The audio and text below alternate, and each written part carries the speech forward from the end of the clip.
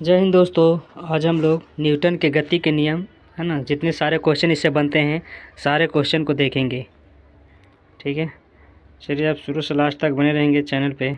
अगर चैनल पे नए हैं तो चैनल को सब्सक्राइब कर लीजिए और लाइक कर दीजिए, दोस्तों में शेयर कर दीजिए। चलिए पहला क्वेश्चन हम लोग देखते हैं, न्यूटन के गति के नियम। ठीक है, न्यूटन्स लॉ। न्यूटन ने 3 गति के नियम दिए थे। ठीक है, चलिए देखते हैं, सारे क्वेश्चन इसमें आएंगे, आप शुरू से बने रहेंगे। निम्नलिखित में से कौन सा उदाहरण न्यूटन की गति के पहले नियम को दर्शाता है ना। निम्नलिखित में से कौन सा उदाहरण इसमें 4 गुण से है ना, जो कौन सा उदाहरण है जो न्यूटन के पहले नियम को दर्शाता है। तो कह रहा, जब हम पैदल चलना बंद करते हैं तो साइकिल धीमी शुरू हो जाती है। न्यूटन का पहला नियम ही नहीं है, गलत है। तेज़ी से आती हुई क्रिकेट गेंद को पकड़ते समय क्षेत्रक रक्षक चलती गेंद के धीरे धीरे अपने हाथ पीछे की ओर ले जाते हैं, नहीं है ना, ये भी नहीं होगा। जब एक बस अचानक शुरू होती है तब यात्रियों को पीछे की ओर झटका लगता है।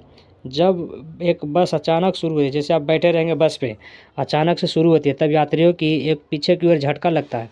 हाँ, मैंने पीछे की ओर क्या होता है, आप झुक जाते हैं, गिरने की कोशिश करते हैं, यही सही है। ठीक है, रॉकेट का लॉन्च करना ये नहीं होगा। ठीक है, न्यूटन का पहला नियम सी ऑप्शन सही है, आंसर क्या हो जाएगा, सी आंसर। ठीक, नेक्स्ट क्वेश्चन देखेंगे।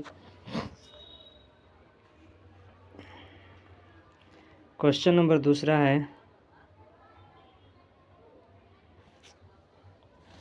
करा, यदि हम पेड़ की शाखा को तेज़ी से हिलाएं तो कुछ पत्तियां पेड़ से अलग हो जाती है, यह किसके कारण होता है। तो यह किसके कारण होता है, जड़त्व के कारण, है ना। यानी गति के पहले नियम इसमें भी लग रहा है, यानी जड़त्व के गति का नियम लग रहा है ना। यदि हम पेड़ को शाखा को तेज़ी से हिलाएं और पेड़ की पत्तियां अलग हो जाती है, मैंने पत्तियां गिरने लगती है, इसके किसके कारण था, जड़त्व के कारण। क्योंकि वो रहता है विरामावस्था में रहता है, जैसे आप हिलाते हैं उसको गति आता है, जड़त्व के कारण वो गिर जाता है। ठीक है, इस प्रकार से यदि हम पेड़ की शाखा को तेज़ी से हिलाएं तो कुछ पत्तियां अलग हो जाती है, यह जड़त्व के कारण होता है ऐसा। नेक्स्ट, गति का तीसरा नियम है ना, खाली स्थान और वेग के बीच संबंध का प्रदान करता है। तो गति का तीसरा नियम स्थिति और वेग के बीच संबंध को प्रदान करता है। स्थिति और वेग हो जाएगा। ठीक है, स्थिति और वेग के, ठीक है, इसके अनुसार पर फार्मूला भी होता है, याद रखेंगे फार्मूला को क्या है, तो v² - u² = 2as। ठीक है, ये फार्मूला है, चाल है, वस्तु दूरी है। न्यूटन की गति के तृतीय नियम के अनुसार प्रत्येक क्रिया बराबर विपरीत प्रतिक्रिया होती है। यानी न्यूटन के तीसरा नियम है, जैसे बंदूक गोली छोड़ना कौन सा तृतीय नियम है न्यूटन के। अतः गति का तृतीय नियम किसी वस्तु की स्थिति या वेग के बीच संबंध को दिखलाता है। v² - u² = 2s। ए क्या है, त्वरण है, एस क्या है, विस्थापन है। ठीक, नेक्स्ट देखेंगे।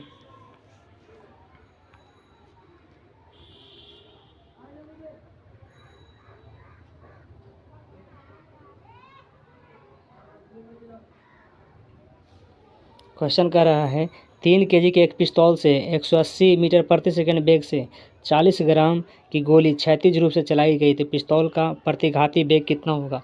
तो प्रतिघाती यानी वेग फार्मूला लगाएंगे, है ना, दोनों तरफ बराबर कर देंगे, समवेग बराबर mv और बराबर mv, दोनों तरफ कर देंगे बराबर। तो इतना कितना है, मास कितना है, तो मास हो जाएगा 3000। 3 kg मतलब मीटर में अगर करेंगे तो कितना हो जाएगा, 1 kg में क्या मीटर, क्या ग्राम होता है, ग्राम में बदल देंगे उसको, 3 kg को ग्राम में बदल देंगे तो कितना हो जाएगा, एक सेकेंड, तो mv बराबर mv करेंगे। चलिए यहाँ देखिए, 3 kg को द्रव्यमान में बदलेंगे, 3000 ग्राम हो जाएगा, यानी v निकालना है। ठीक है, यहाँ से रख देंगे m, कितना कितना गोली के ग्राम 40 ग्राम, और 180 मीटर प्रति वेग से पिस्तौल से वेग कितना है भी, 180 काटेंगे, आंसर आएगा। ठीक है, आप देख लेंगे सॉल्यूशन। ठीक है, नेक्स्ट क्वेश्चन कह रहा है, किसी वस्तु के संवेग परिवर्तन की दर बल की दिशा में आरोपित असंतुलित बल के समानुपाती होती है, इस नियम को क्या कहा जाता है। इस नियम को न्यूटन का गति का दूसरा नियम कहा जाता है। किसी वस्तु के संवेग परिवर्तन की दर, है ना, संवेग परिवर्तन की दर को क्या कहते हैं, गति का दूसरा नियम कहते हैं। बल की दिशा आरोपित असंतुलित बल के समानुपाती होती है, इस नियम को क्या कहते हैं, तो गति का दूसरा नियम कहते हैं। ठीक है, यानी गति के दूसरा नियम से बल का व्यंजक प्राप्त होता है, सूत्र ये तो मालूम ही होगा। चलिए यहाँ देखिए सारे नियम को देख लेते हैं। कह रहा किसी वस्तु के संवेग में परिवर्तन की दर उस पर आरोपित असंतुलित बल के समानुपाती होता है। इसे न्यूटन की गति का द्वितीय नियम भी कहा जाता है। उदाहरण, क्रिकेट खिलाड़ी द्वारा तेजी से गेंद को कैच करते समय अपने हाथ को पीछे की ओर खींचते हैं। ये गति के कितना है? दूसरा नियम है। ठीक है, नेक्स्ट, सर आइजैक न्यूटन ने गति के विषय तीनों नियम का उल्लेख अपनी पुस्तक प्रिंसिपिया में किया है। पुस्तक के इंपॉर्टेंट है, प्रिंसिपिया का नाम है। अगर न्यूटन ने कौन सा बुक में तीनों गति के नियम को उल्लेख किया है? तो प्रिंसिपिया में किया। ठीक है, अगर गति का प्रथम नियम क्या कहता है? जड़त्व का नियम।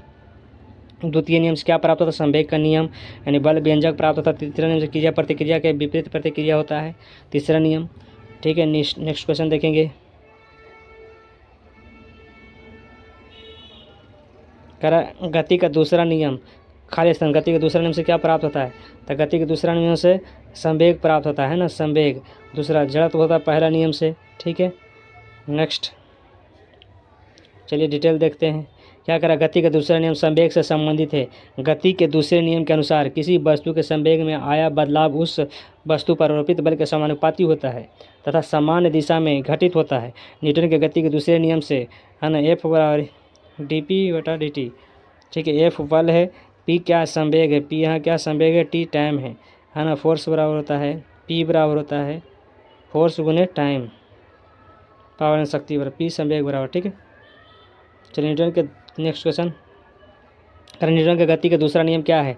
दो परस्पर प्रभावी वस्तुओं पर बलों के बीच संबंधों को व्याख्या करता है। जड़त्व के नियम को भी जाना जाता है। नहीं, जड़त्व के तो पहला नियम पर आता है। दूसरा नियम लगाना है तो बल के प्रभाव को समझने में सहायक है। बल के प्रभाव को समझने में सहायक है।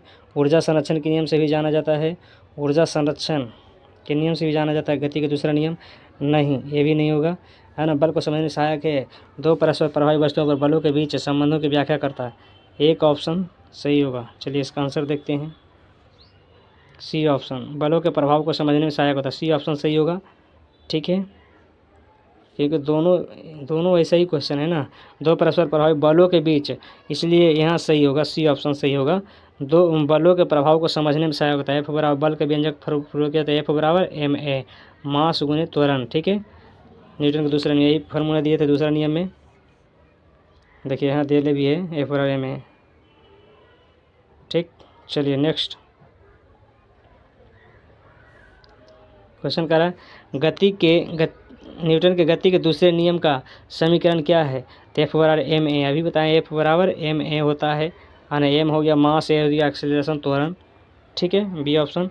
नेक्स्ट हम लोग जल्दी में रिवीजन हम लोग कर लेंगे। ठीक है, समीकरण एफ बराबर ma न्यूटन के कह रहा खाली स्थान द्वितीय नियम, कौन सा नियम?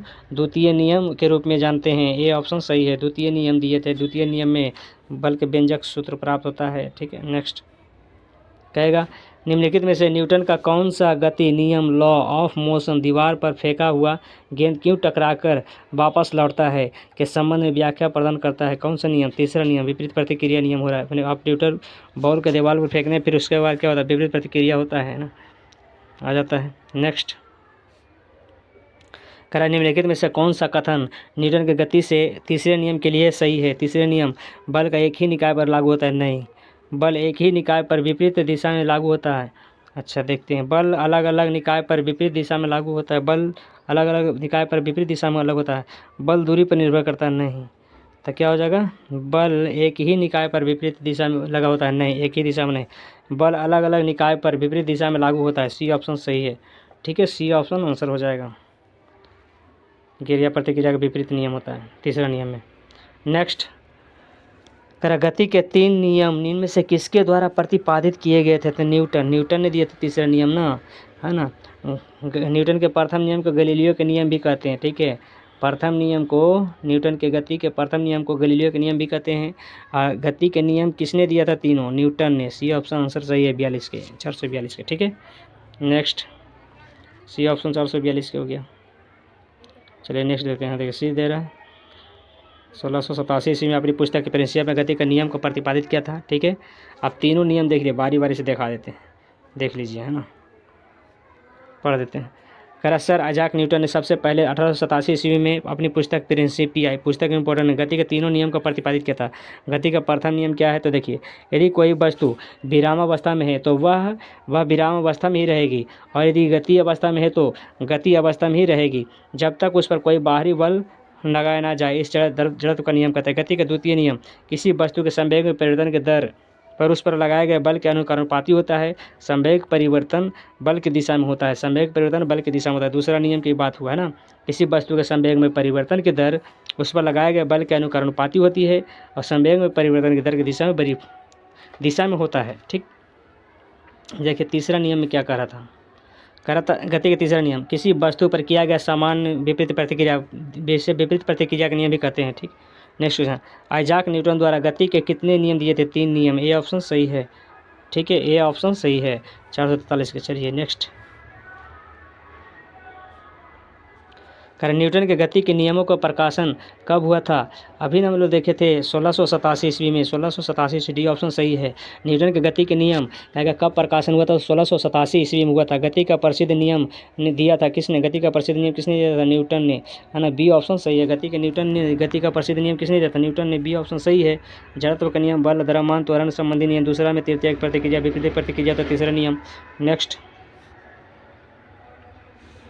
करा एक निकाय के संवेग में परिवर्तन की दर के समानुपाती होता है। एक निकाय के संवेग में परिवर्तन की दर के समानुपाती होता है, यानी लागू बल, है ना। परिवर्तन की दर लागू बल के समानुपाती होता है। लागू बल के समानुपाती होता है। बी ऑप्शन सही है। ठीक, नेक्स्ट, करा गति का द्वितीय नियम दर्शाता है प्रत्येक वस्तु स्थिति पर एक समान गति की अवस्था में जब तक उस पर शुद्ध बल क्रिया के इस अवस्था में बदलने के लिए मजबूर नहीं किया जाता है। ये नहीं होगा आंसर। ठीक है, गति का दूसरा नियम, जब शुद्ध बल लागू होता है तो प्रत्येक वस्तु पर एक समान गतिमान होगी नहीं। जब वस्तु की गति में परिवर्तन की दर लागू शुद्ध बल के साथ बदल जाएगी। अच्छा, इसको भी देखते हैं। किसके क्या करा? किसी वस्तु की गति परिवर्तन की दर शुद्ध बल की दिशा में वस्तु पर लगाए गए शुद्ध बल के अनुपातिक होती है। सी या डी होना। देखो तो आंसर क्या दे रहा है।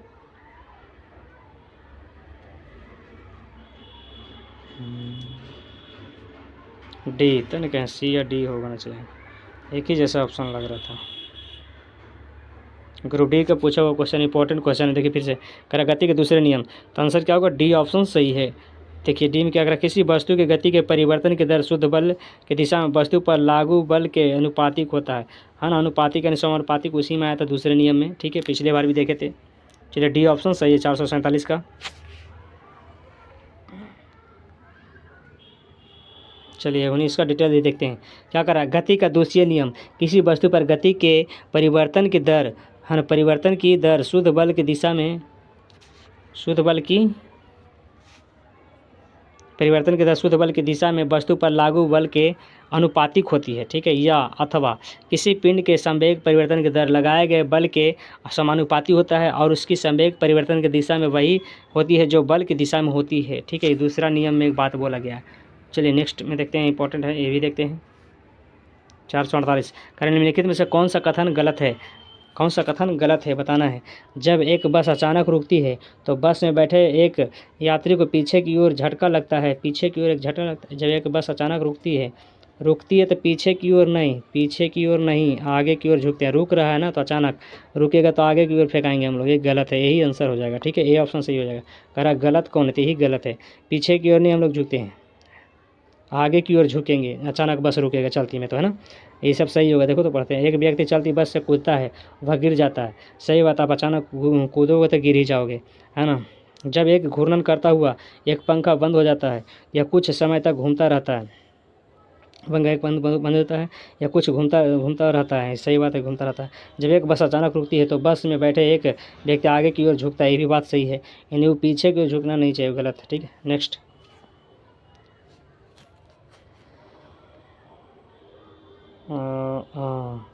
449 में आ जाइए। क्या कह रहा है? 449 नंबर कह रहा है 1 kg गुना 1 मीटर प्रति सेकंड स्क्वायर को कहा जाता है। क्या कहा जाता है? 1 न्यूटन कहा जाता है। न्यूटन का ऐसा मात्रा की होता है kg मीटर प्रति सेकेंड। या न्यूटन के है ना, न्यूटन होता है। केजी मीटर प्रति सेकंड कैसे न्यूटन होता है, बल का ऐसा तरंग न्यूटन होता है, और बल का ऐसा तरंग भी होता है केजी मीटर प्रति सेकंड भी होता है। ठीक है, तो यहाँ पे वही तो है, केजी मीटर प्रति सेकंड स्क्वायर होता है न्यूटन के दूसरे नियम से। बल बराबर द्रव्यमान गुणे त्वरण, है ना, मीटर प्रति सेकंड स्क्वायर होगा, सॉरी। ठीक है, तो कहेगा न्यूटन बराबर 1 न्यूटन बराबर होता है केजी मीटर प्रति सेकंड स्क्वायर। ठीक, नेक्स्ट बल बराबर याद रखें द्रव्यमान गुणे त्वरण, F बराबर ma फार्मूला। ठीक, वही है। चलिए नेक्स्ट देखेंगे, कह रहा है तेज गति से आने वाली क्रिकेट गेंद को पकड़ते समय एक क्षेत्र रक्षक अपनी बाहों को पीछे की ओर क्यों करता है, अपनी बाहों की ओर पीछे की ओर क्यों करता है, क्योंकि वह घबरा गया है। नहीं, ये बात थोड़ी होगा, गलत। कह रहा क्योंकि इससे गेंद को लक्ष्य बनाने में मदद मिलती है। नहीं, ऐसा थोड़ी होता है, पीछे की ओर करता। देखिए, क्योंकि वह लंबे समय तक कम बल को अनुभव करता है। हाँ, पीछे करने के लिए मतलब उसको कम बल लगाने में अनुभव करता है। सी ऑप्शन सही है, क्योंकि इससे उससे सतर्कता मिलती है। नहीं, सतर्कता नहीं, सी ऑप्शन सही है। ठीक है, नेक्स्ट कर एक राइफल से गोली चलाई गई, यदि राइफल बिना किसी रोक के पीछे की ओर आती है तो राइफल की गतिज ऊर्जा क्या होगी, राइफल की गतिज ऊर्जा क्या होगी, गोली की गतिज ऊर्जा से अधिक होगी, गोली की गतिज ऊर्जा से अधिक होगी। एक राइफल से गोली चलाई गई, यदि राइफल बिना किसी रोक के पीछे की ओर आती है और राइफल की गतिज ऊर्जा होगी, गोली की गति से अधिक होगी, गोली से अधिक थोड़ी होगी, गोली की गतिज ऊर्जा से कम होगी, गोली की गतिज ऊर्जा के बराबर होगी। ये नहीं हुआ, ये भी नहीं हुआ, बी ऑप्शन सही है। ठीक है, B option is correct answer. 451 के हो जाएगा बी ऑप्शन। चलिए 451 हो गया, 452 देखते हैं। 451 के बी ऑप्शन दिखाते हैं आंसर, 400 बी के बी है ना। चलिए 452 देखते हैं। द्रव्यमान और त्वरण के गुणनफल को क्या कहता है, द्रव्यमान और त्वरण के गुणनफल को बल कहा जाता है। डी ऑप्शन है ना, एफ बराबर एम ए हुई तो एफ हो गया फोर्स बराबर मास गुने त्वरण। ठीक है, नेक्स्ट देखेंगे,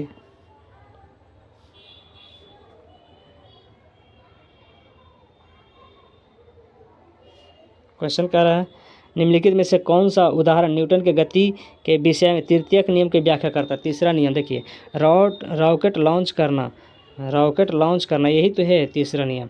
बस के अचानक चलने पर यात्रियों को पीछे की ओर झटका लगना, ये तो प्रथम नियम हो जाता है, ये आंसर नहीं होगा। जब हम पैडल चलाना बंद करते हैं तो साइकिल धीमी होना शुरू हो जाता है, ये भी नहीं होगा, है ना। तेज़ी से जाती हुई क्रिकेट गेंद को पकड़ते समय क्षेत्र रक्षक गेंद को धीरे धीरे अपनी हाथ की ओर पीछे करता है, ये तो दूसरा नियम में आ जाएगा, ये भी आंसर नहीं होगा, ये ऑप्शन सही है। ठीक है, ये ऑप्शन सही है। चलिए नेक्स्ट, जब एक नाविक आगे की दिशा में कूदता है तब नाव पीछे की तरफ हट जाती है। यह उदाहरण न्यूटन के कौन से नियम को होता है, तीसरा नियम है ना, विपरीत प्रतिक्रिया हो रहा है ना। आप जैसे कूदेंगे नाव क्या होगा, पीछे भागने लगेगा, है ना। तो तीसरा नियम सी ऑप्शन सही है, गति का तीसरा नियम लागू होगा।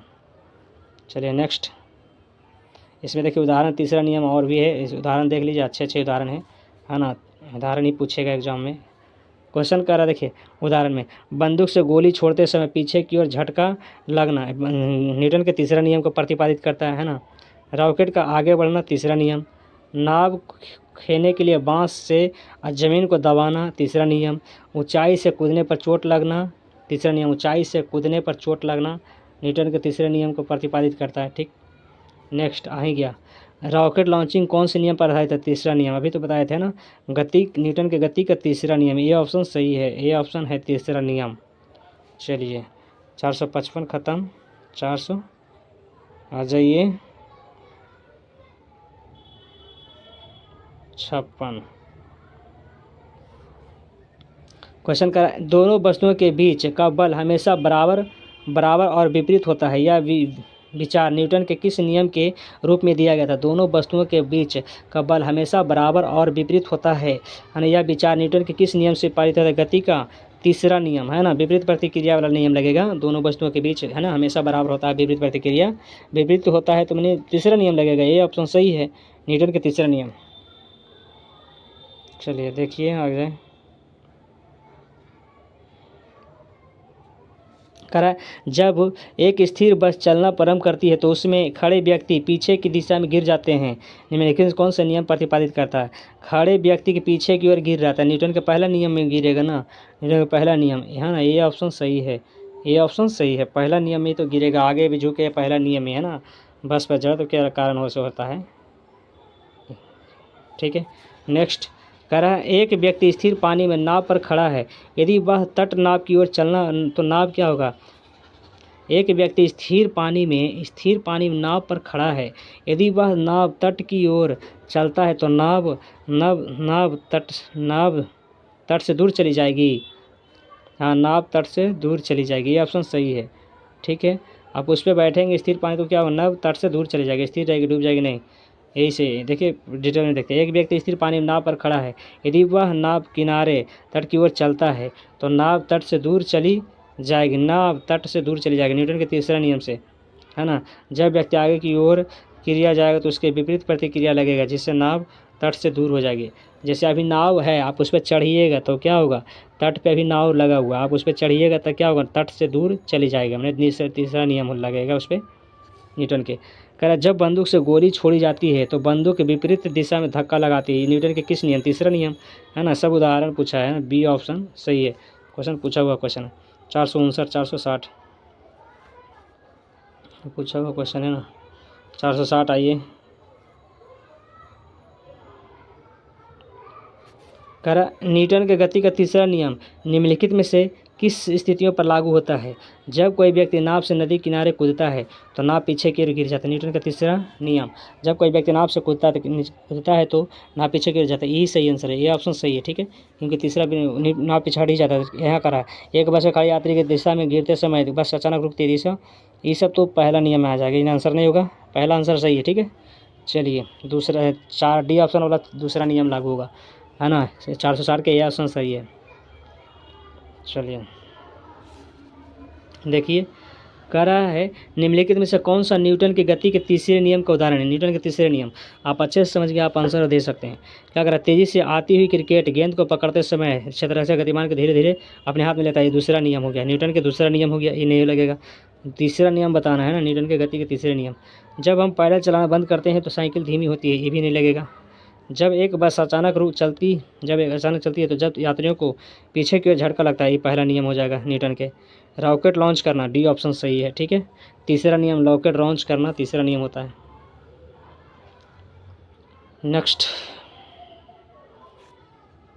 कह रहा है बल की परिभाषा किनके आधार पर व्याख्यात है, दूसरा नियम, न्यूटन का दूसरा नियम, ये ऑप्शन सही है।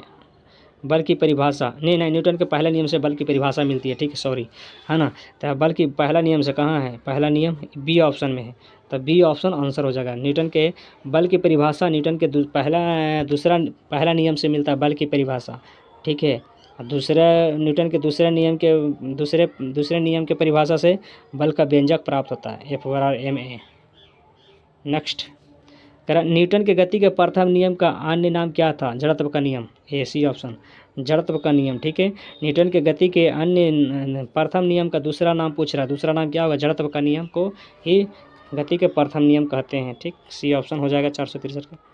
आ जाइए 463 के बाद द्वितीय नियम को संवेग का नियम कहते हैं, तृतीय नियम को क्रिया प्रतिक्रिया का नियम कहते हैं। ठीक है, तीसरे नियम को चलिए याद हो गया होगा। नेक्स्ट कह रहा किसी क्षण किसी रॉकेट का त्वरण निर्वासित गैसों के वेग की घात n पर एन थे समानुपाती होता है। यहाँ n का मान होना चाहिए, यहाँ n का मान कितना होना चाहिए ये बता रहा है ना, तो ये n का मान 1 होना चाहिए, n का मान 1 होना चाहिए, रॉकेट का मान n होना चाहिए, 1 होना चाहिए। ठीक है, यहाँ दे दिया है, देख लीजिए आप डिटेल। चलिए नेक्स्ट आ जाइए।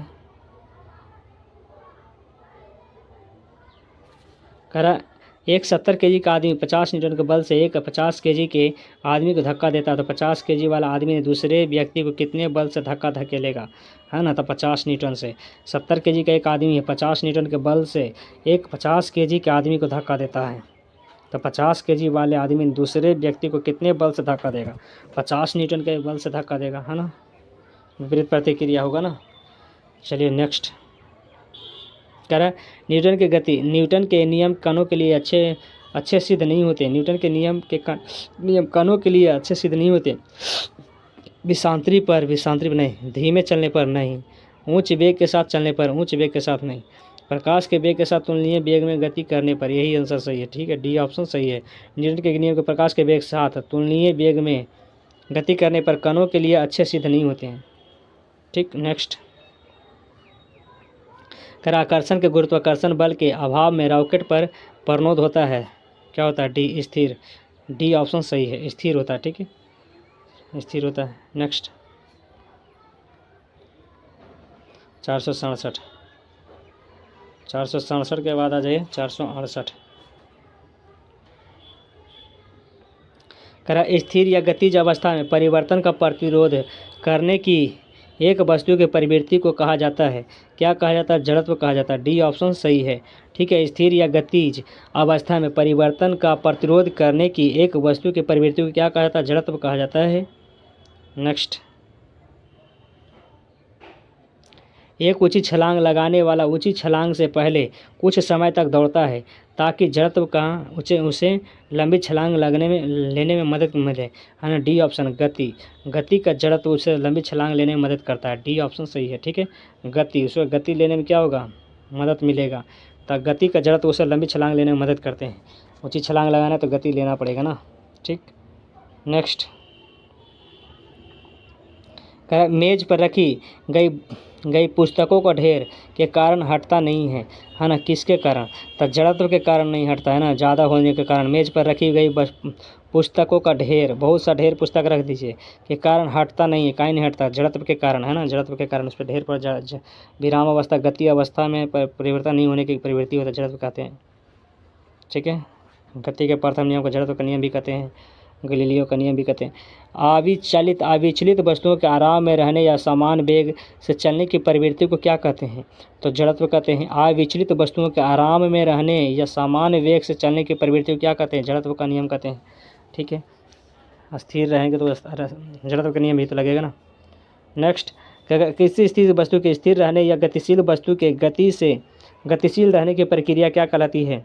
किसी स्थिर वस्तु के स्थिर रहने या गतिशील वस्तु के उस गति से गतिशील रहने की प्रवृत्ति क्या कहलाती है? क्या कहलाती है? स्थिर रहने, तो गतिशील रहने की प्रवृत्ति क्या कहलाती है? वेग ना, कि संवेग। गतिशील वस्तु की गतिशील रहने की प्रक्रिया क्या कहते हैं? जड़त्व कहते हैं। चलिए देखते हैं आंसर। डी, जड़त्व हो जाएगा, सही बात। गतिशील प्रथम नियम लागू होगा ना, जड़त्व वाला। किसी स्थिर वस्तु के स्थिर रहने या गतिशील वस्तु के उसी गति से गतिशील रहने की प्रवृत्ति क्या कहलाती है? जड़त्व कहलाती है। क्या कहलाती है? जड़त्व कहलाती है। ठीक है, नेक्स्ट आ जाइए।